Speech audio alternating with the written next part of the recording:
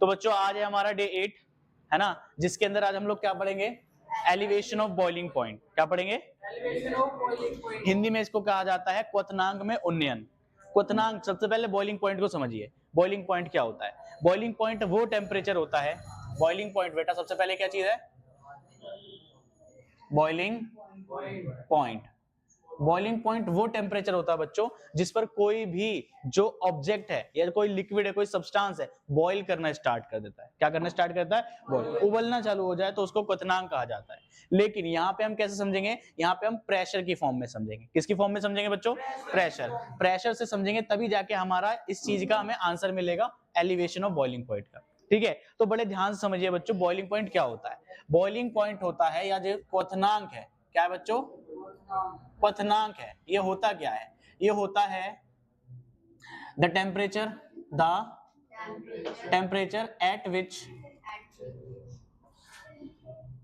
The vapour pressure of any substance become equals to the atmospheric pressure।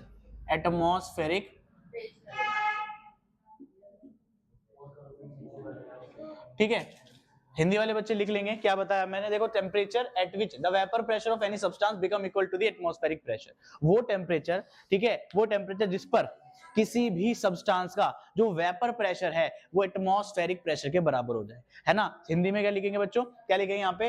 वह ताप जिस पर किसी भी पदार्थ का जो वेपर प्रेशर मतलब वाष्प दाब है वो वायुमंडलीय दाब के बराबर हो जाए, एटमॉस्फेरिक प्रेशर के बराबर हो जाए। आई बात समझ की नहीं? उसको हम कहते हैं बॉइलिंग पॉइंट, हिंदी में कहते हैं क्वथनांक। ठीक है, सिंपल शब्दों में बॉइल होना चालू कर दे। लेकिन बॉइल कब होता है? जब प्रेशर बराबर हो जाता है किसके? एटमॉस्फेरिक प्रेशर से। किसके हो जाता है बेटा? एटमॉस्फेरिक प्रेशर के बराबर हो जाता है। ये बॉइलिंग पॉइंट समझ में आई। अब एलिवेशन ऑफ बॉइलिंग पॉइंट क्या है? लास्ट वीडियो में, है ना, जब हमने relative lowering of vapour pressure पढ़ा था, उसके दौरान हम लोगों ने बात करी थी कि जब एक वोलेटाइल सॉल्वेंट जिसकी वेपर बनाई जा सकती है, भाप बनाई जा सकती है, वाष्पशील वाला जो होता है ना, तो किसी भी वोलेटाइल सब्सटेंस में अगर हम लोग क्या डाल दें, एक नॉन वोलेटाइल सॉल्यूट को ऐड कर देते हैं। किसको ऐड कर देते हैं? नॉन वोलेटाइल सॉल्यूट को ऐड कर देते हैं। तो हमने क्या देखा था? उसका वेपर प्रेशर घट जाता है, वेपर प्रेशर घट जाता है, और उस वेपर प्रेशर के घटने की वजह से ही बॉइलिंग पॉइंट में इंक्रीज आता है। याद रखिएगा बच्चों, वेपर प्रेशर घटेगा तो बॉइलिंग पॉइंट बढ़ जाएगा। तो हम कह सकते हैं बॉइलिंग पॉइंट और वेपर प्रेशर इनवर्सली प्रोपोर्शनल है। क्या कह सकते हैं? Inversely proportional. वेपर प्रेशर घटा तो बॉइलिंग पॉइंट बढ़ गया, वेपर प्रेशर बढ़ जाता तो बॉइलिंग पॉइंट घट जाता। इसको ग्राफ से समझते हैं, इजीली समझ में आ जाएगा। ग्राफ से समझेंगे बेटा, यहाँ पे देखो जरा ध्यान से, एक ग्राफ मैंने बनाया, ठीक है। यहाँ पे हमने ले रखा है वेपर प्रेशर, यहाँ पे क्या ले रखा है? Vapour pressure. यहाँ पे ले रखा है टेम्परेचर। क्या ले रखा है यहाँ पे? वेपर प्रेशर वाष्प दाब, टेम्परेचर मतलब कि तापमान। क्लियर है बात यहाँ तक की नहीं है? कोई भी सब्सटेंस था, मान लो कोई भी सब्सटेंस क्या है?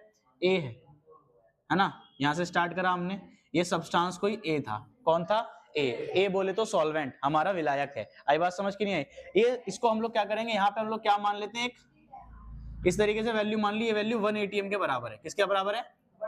1 atm मतलब एटमॉस्फेरिक प्रेशर। 1 atm किसके बराबर है बच्चों? एटमॉस्फेरिक, वायुमंडलीय दाब। अभी हम सबके ऊपर जितना प्रेशर लग रहा है हवा के द्वारा, हमारे एटमॉस्फेयर के द्वारा, वो 1 एटमॉस्फेरिक प्रेशर है। कितना है बच्चों? लगभग 1 atm का प्रेशर है। तो हमने मान लिया कोई भी हमारे पास एक सॉल्वेंट है, कोई भी हमारे पास क्या है? एक सॉल्वेंट ए है ना। यहाँ पे अभी मान लो रूम टेम्परेचर है, कितना है बच्चों? कुछ टी टेम्परेचर पर इसका जो है हमारा क्या कहते हैं, वेपर प्रेशर कुछ इतना है ना। जब हम टेम्परेचर बढ़ाएंगे, उसको हीट करना चालू करेंगे, जैसे जैसे हीट करेंगे उससे होगा ये कि भैया इसका वेपर प्रेशर बढ़ेगा, एक टाइम ऐसा आएगा कि इसके बराबर हो जाएगा। अरे बोलो हाँ के ना? समझ में आई बात यहाँ तक कि नहीं? ये क्या हो जाएगा? बढ़ जाएगा। क्लियर है बात यहाँ तक कि नहीं है? दूसरी चीज बेटा क्या बताई हमने? दूसरी चीज ये है कि जैसे ही ए क्या था? Pure solvent. ए क्या था बेटा? प्योर सॉल्वेंट था, है ना। अगर मैं इसमें नॉन वोलेटाइल सॉल्यूट ऐड कर दूं, क्या ऐड कर दूं? नॉन वोलेटाइल सॉल्यूट ऐड करते ही इसका वेपर प्रेशर घट जाएगा। वेपर प्रेशर क्या हो जाएगा? घट जाएगा। ये है सॉल्यूशन। ये क्या है? सॉल्यूशन बन गया। जब हमने नॉन वोलेटाइल सॉल्यूट को ऐड कर दिया तो वेपर प्रेशर घट गया। अब जब मैं इसको क्या करूंगा भाई, बॉईल करूंगा, तो कुछ ज्यादा टेम्परेचर लगेगा कि नहीं लगेगा बताओ? अरे लगेगा कि नहीं लगेगा? समझ में आई बात यहाँ तक कि नहीं? क्लियर है बात यहाँ तक? कोई दिक्कत परेशानी? तो यहाँ पे देखो इस बार क्या हो जाएगा भाई, ये आपका बढ़ा हुआ टेम्परेचर है। ये जो था पहले वाला वो आपका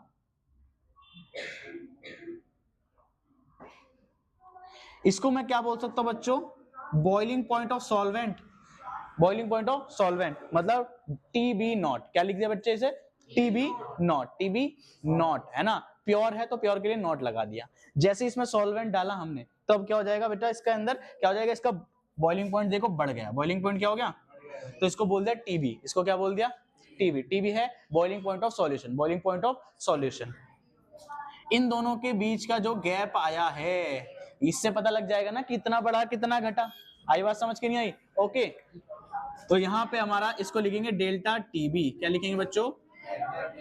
डेल्टा टीबी मतलब चेंज। डेल्टा टीबी क्या है यहाँ पे? हमारा चेंज है। कितना बॉइलिंग पॉइंट में बदलाव आया, कितना हमारा देख लो, साफ साफ नजर आ रहा होगा कि पहले जल्दी बॉईल हो रहा था, अब बाद में बॉईल ज्यादा टेम्परेचर पे हो रहा है। अरे बोलो समझ आ रहा है कि नहीं आ रहा है ना? पहले का टेम्परेचर कम है, बाद वाला टेम्परेचर ज्यादा है। इसी को कहते हैं एलिवेशन ऑफ बॉइलिंग पॉइंट। क्या बोलते हैं? Elevation of boiling point. क्वथनांक में उन्नयन। उन्नयन मतलब बढ़ जाना। आई बात समझ? यहाँ पे ध्यान दीजिए बच्चों, अगर हम ध्यान से देखें तो डेल्टा टीबी क्या किसके बराबर होगा? डेल्टा टीबी किसके बराबर होगा? ज्यादा से कम को घटा दो, ज्यादा में से कम को घटा दो। तो ज्यादा क्या है? टीबी। और कम क्या है? ज्यादा क्या है? और कम क्या है? तो मेरे भाई यहाँ पे लिख दिया टीबी माइनस टीबी नॉट। क्या किसी को कोई दिक्कत परेशानी, कोई कष्ट तो नहीं हो रहा भाई, है ना? यहाँ तक कोई दिक्कत तो नहीं है? पढ़िए। चलो एक चीज तो हमें ये समझ में आई है कि नहीं? दूसरा, एक्सपेरिमेंटली अगर हम लोग देखें, क्या देखें? एक्सपेरिमेंटली ये पाया गया कि delta TB is directly proportional to molality. Directly proportional to molality. ये मोलैलिटी के डायरेक्टली प्रोपोर्शनल आया भाई, है कि नहीं? जब प्रोपोर्शनलिटी का साइन हटाएंगे तो एक कांस्टेंट आ जाएगा। तो ये हो जाएगा डेल्टा टीबी बराबर केबी इंटू एम। डेल्टा टीबी बराबर केबी इंटू एम। ये भैया इंपॉर्टेंट चीज है, ये फॉर्मूला आपका, ठीक है कि नहीं? है ना, याद रखिएगा। डेल्टा टीबी बराबर केबी इंटू एम। डेल्टा टीबी बराबर केबी इंटू एम। डेल्टा टीबी क्या है बच्चों? Elevation of boiling point. Elevation of boiling point है। केबी क्या है बच्चों? केबी है हमारा कांस्टेंट। कौन सा constant? Molal elevation constant. Molal elevation constant. Hindi में बोलते हैं इसको मोलल उन्नयन नियतांक। आई बात समझ के नहीं? मोलल उन्नयन नियतांक। स्मॉल एम को तो आप लोग जानते ही हैं, मोलैलिटी है। क्या ये? मोलैलिटी। मोलैलिटी है बच्चों। आई बात समझ के नहीं आई? इसको हम लोग इब्यूलोस्कोपिक कांस्टेंट भी बोलते हैं। इब्यूलोस्कोपिक कांस्टेंट भी बोलते हैं। समझ गए? हिंदी में भी यही कहा जाता है। क्लियर है बात यहाँ तक की नहीं है? ओके, अच्छी तरीके से ये फॉर्मूला सभी बच्चों को समझ में आया? फटाफट से एक बार रिवीजन करते हैं जल्दी से, क्या हुआ है यहाँ पे, क्या हमने समझा है। तो ध्यान से देखिए, टॉपिक का नाम है elevation of boiling point. Elevation of boiling point. आप लोग को एक सिंपल सा एग्जांपल देके मैं समझाता हूँ, ठीक है? चाय वगैरह सबने बनाई होगी या बनती हुई देखी होगी। आई बात समझ की नहीं? उसके दौरान क्या होता है, जब पानी उबल रहा होता है, पानी उबलने लगता है, पानी उबलता है, जैसे ही अगर हम उसमें नमक, चीनी या कुछ भी ऐड करते हैं, चाय पत्ती वगैरह ऐड करते हैं, तो वो जो उबाल है उसका ठंडा पड़ जाता है। ऐसा क्यों होता है? क्योंकि जो चीनी है या नमक है या जो चाय पत्ती है वो नॉन वोलेटाइल है। नॉन वोलेटाइल मतलब उसकी वेपर नहीं बनेगी। जब उसकी वेपर नहीं बनेगी तो क्या होगा बच्चे? होगा ये कि भैया उसका बॉइलिंग पॉइंट घट जाएगा, मतलब सॉरी वेपर प्रेशर घट जाएगा, और वेपर प्रेशर घटने से बॉइलिंग पॉइंट बढ़ जाता है। आई बात समझ के नहीं आई? ओके, दूध ऐड करते हो तो बॉइलिंग पॉइंट घट जाता, फिर दोबारा उबालना पड़ता है उसे। आई बात समझ के नहीं आई? हाँ, तो निकलेगा ही जब ज्यादा देर तो उबलेगा, तो है कि नहीं? ठीक है, समझ में आई बात यहाँ तक कि नहीं आई? तो अगर हमारे पास देखो, घर जाके दोबारा करके भी देख सकते हो आप लोग, पानी उबालना और एक तरफ नमक वाला पानी उबालना। तो पानी नॉर्मली 100 डिग्री सेल्सियस पे बॉईल होता है कि नहीं, लेकिन अगर उसमें नमक वाला पानी उबालोगे तो वो 100 से ज्यादा डिग्री पे बॉईल होगा, 101, 102, 103, कुछ भी फर्क जरूर आएगा आपका। आई बात समझ की नहीं आई? ये एक्सपेरिमेंट सभी बच्चे खुद से करके देख सकते हैं, इसके लिए ज्यादा कुछ नहीं चाहिए, पतीला चाहिए, गैस चाहिए, पानी चाहिए और आपका एक थर्मामीटर चाहिए। आई बात समझ की नहीं आई? ठीक है, कोई दिक्कत परेशानी? तो वही चीज हम लोग यहाँ पे समझ रहे हैं। हमने क्या बताया, बॉइलिंग पॉइंट समझो। सबसे पहले बॉइलिंग पॉइंट क्या होता है? बॉइलिंग पॉइंट बेटा क्या होता है? वो टेम्परेचर जिस पर हमारा वेपर प्रेशर एटमॉस्फेरिक प्रेशर के बराबर हो जाए। वेपर प्रेशर एटमॉस्फेरिक प्रेशर के बराबर हो जाएगा तो वो बॉइलिंग पॉइंट है उसका। क्या है वो? उसका बॉइलिंग पॉइंट है। ठीक है, और वही वाला केस ले लिया हमने रॉल्स लॉ वाला, जिसके अंदर एक वोलेटाइल सॉल्वेंट में नॉन वोलेटाइल सॉल्यूट को ऐड करोगे तो क्या हो जाएगा? Vapour pressure. वेपर प्रेशर घटेगा तो बॉइलिंग पॉइंट, जैसे कि ग्राफ के द्वारा आसानी से समझ में आ रहा होगा, वेपर प्रेशर घटा, बॉइलिंग पॉइंट बढ़ गया। इस बढ़े हुए बॉइलिंग पॉइंट को डेल्टा टीबी से कैलकुलेट कर सकते हैं। डेल्टा टीबी बराबर TB minus TB naught, TB minus TB naught. Okay, experimentally पाया गया कि डेल्टा टीबी मोलैलिटी के डायरेक्टली प्रोपोर्शनल होता है ना। डायरेक्टली प्रोपोर्शनल बोले तो अनुक्रमानुपाती या समानुपाती कहते हैं, है कि नहीं। और प्रोपोर्शनलिटी का साइन हटाते हैं, कांस्टेंट आ जाता है, बोलते हैं केबी। क्या बोलते हैं इसको? केबी, मोलर एलिवेशन कांस्टेंट, मोलर उन्नयन नियतांक। आई बात समझ के नहीं आई? कोई दिक्कत परेशानी? इसको नोट कर लो अच्छे तरीके से, कोई भी दिक्कत है तो पूछ सकते हो आप लोग, है ना। अगला टॉपिक है बच्चों हमारा, अगला टॉपिक है depression of freezing point. Depression of freezing point, depression का मतलब हिंदी में होता है अवनमन, और शुद्ध मतलब सिंपल लैंग्वेज में कहें तो घट जाना। क्या घट जाना? हमारे फ्रीजिंग पॉइंट, हिंदी में कहते हैं हिमांक, है ना। Depression of freezing point, freezing point का घट जाना, हिमांक में अवनमन। अब सबसे पहले हमें समझ में आना चाहिए कि फ्रीजिंग पॉइंट क्या होता है। क्या समझ में आना चाहिए बच्चों? फ्रीजिंग पॉइंट समझ में आना चाहिए। फ्रीजिंग पॉइंट क्या होता है या हिमांक क्या होता है? फ्रीजिंग पॉइंट बच्चों होता है हमारा द टेम्परेचर, वो टेम्परेचर जिस पर vapor pressure of any substance in liquid state become equal to the vapor pressure of its solid state। बड़े सिंपल शब्दों में समझाता हूं, ध्यान से सुनिएगा कि अगर कोई हमारे पास सब्सटेंस है, कोई भी हमारे पास कोई सब्सटेंस है और उसकी जो वेपर प्रेशर है, उसकी जो वेपर प्रेशर है लिक्विड स्टेट में, कौन सी स्टेट में? लिक्विड स्टेट में, जब वो बराबर हो जाए किससे? हमारे किसके? सॉलिड स्टेट के वेपर प्रेशर से, तब वो क्या कहलाता है बच्चों? उसका फ्रीजिंग पॉइंट या हिमांक कहलाता है। ठीक है, दोबारा सुनिए, the temperature at which the vapour pressure of any substance in liquid state become equal to the vapor pressure of its solid state। Clear है बात यहां तक कि नहीं? हिंदी में बताएं तो जब किसी पदार्थ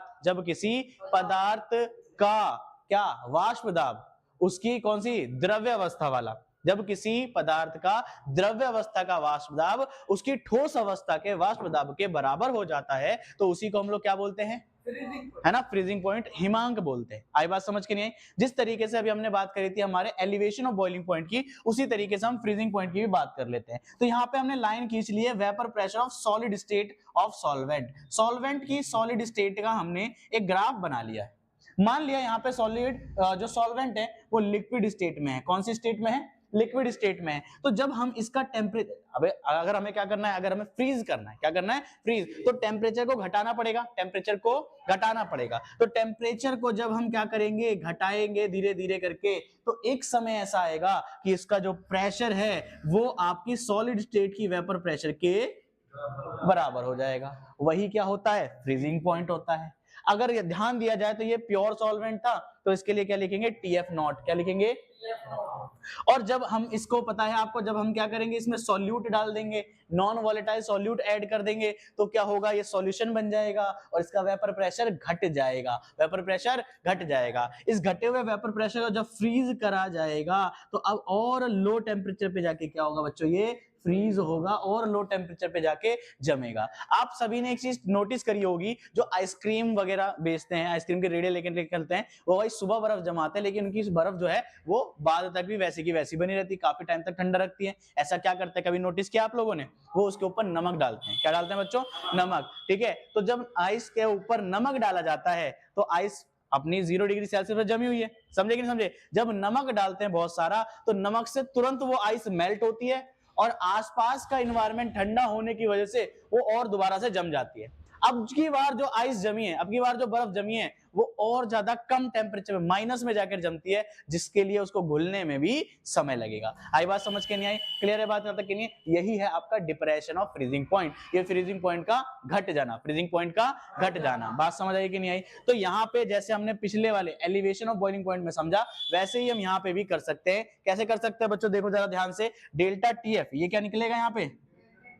डेल्टा टीएफ निकलेगा, और डेल्टा टीएफ किसके बराबर होगा? डेल्टा टीएफ बराबर होगा, ज्यादा में से कम को घटा, तो देखो ज्यादा ये है और कम ये है, तो टीएफ नॉट माइनस टीएफ। बच्चों इसमें गड़बड़ी कर देते हैं बच्चे, बॉइलिंग पॉइंट में उल्टा था और यहाँ पे अपोजिट है, याद रखना, ठीक है?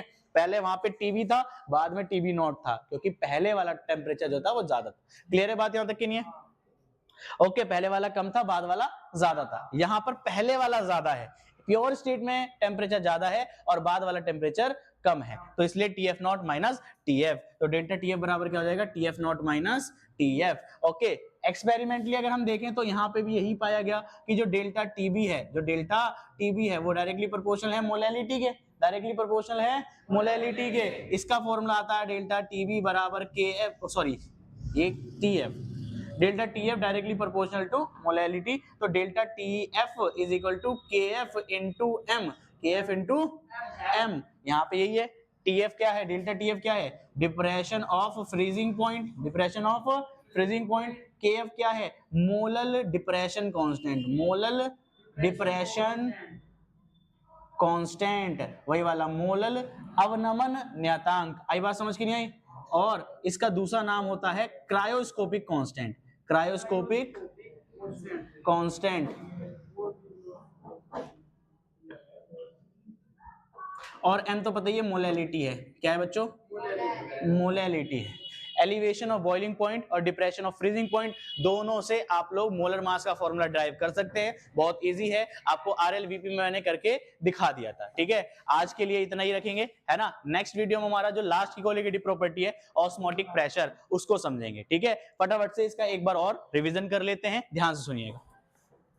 एलिवेशन और depression of freezing point, depression of freezing point, freezing point में अवनमन, हिमांक में अवनमन, घट जाना। तो सबसे पहले फ्रीजिंग पॉइंट समझा क्या होता है कि जब किसी भी लिक्विड की वेपर प्रेशर उसकी सॉलिड स्टेट की वेपर प्रेशर के बराबर हो जाती है, तो उसको फ्रीजिंग पॉइंट कहा जाता है। फ्रीजिंग पॉइंट का हमने यहाँ पे ग्राफ बना लिया, एक लिक्विड है, ए सॉल्वेंट है, प्योर सॉल्वेंट है, जब इसको फ्रीज करा जाता है तो मान लिया कुछ इस टेम्परेचर पे आके फ्रीज हुआ, जिसको हमने बोला टीएफ नॉट। क्या बोला? TF not. अब अगर मैं इसमें कोई भी सॉल्यूट ऐड कर दूंगा, नॉन वोलेटाइल सॉल्यूट ऐड करूंगा, तो प्रेशर घट जाएगा, और इस घटे हुए प्रेशर को जब जमाएंगे, जब फ्रीज करेंगे, तो ये और नीचे टेम्परेचर पे जाके फ्रीज करेगा। अभी एग्जांपल भी दिया था मैंने, आई बात समझ के नहीं आई? तो अब की बार देख सकते हो ये क्या होगा? टेम्परेचर और घट गया, टेम्परेचर और क्या हो गया? घट गया। तो घटने को ही तो डिप्रेशन बोला गया है, घटने को क्या बोला है? डिप्रेशन, हिंदी में अवनमन बोला है, ठीक है? तो डेल्टा टीएफ कैसे निकलेगा? ज्यादा में से कम को घटा दो, ज्यादा ये है, कम ये है, घटा दे मेरे भाई, ज्यादा माइनस कम। एक्सपेरिमेंटली ये पाया गया कि delta TF, depression of freezing point, is also directly proportional to the molality, molality के डायरेक्टली प्रोपोर्शनल है, मोलैलिटी जितनी ज्यादा होगी, ओके, याद रखना डेल्टा टीएफ उतना ज्यादा होगा। क्लियर है बात यहाँ तक कि नहीं? मतलब जितना ज्यादा सॉल्यूट ऐड करेंगे उतना ज्यादा ही उसमें डिप्रेशन हमें देखने को मिलेगा। डेल्टा टीएफ बराबर केएफ इनटू एम, कांस्टेंट आ गया केएफ, केएफ है molal elevation, molal depression constant, molal depression constant. Molal depression को हिंदी में क्या बोलोगे? मोलल डिप्रेशन को कहते हैं अवनमन, और कांस्टेंट को नियतांक। तो ठीक है, क्या हो जाएगा? मोलल अवनमन नियतांक। इसका दूसरा नाम है क्रायोस्कोपिक कांस्टेंट। क्या होता है? Cryoscopic constant. मैंने क्या कहा? दोनों से आप लोग मोलर मास का फॉर्मूला निकाल सकते हैं, उसके ऊपर सवाल आपका पूछा जाता है, हम लोग क्वेश्चन प्रैक्टिस भी करेंगे, ठीक है? दो एक टॉपिक बचे, उनको खत्म करने के बाद। क्लियर है सभी बच्चों को यहाँ तक? कोई दिक्कत परेशानी? ठीक है जी।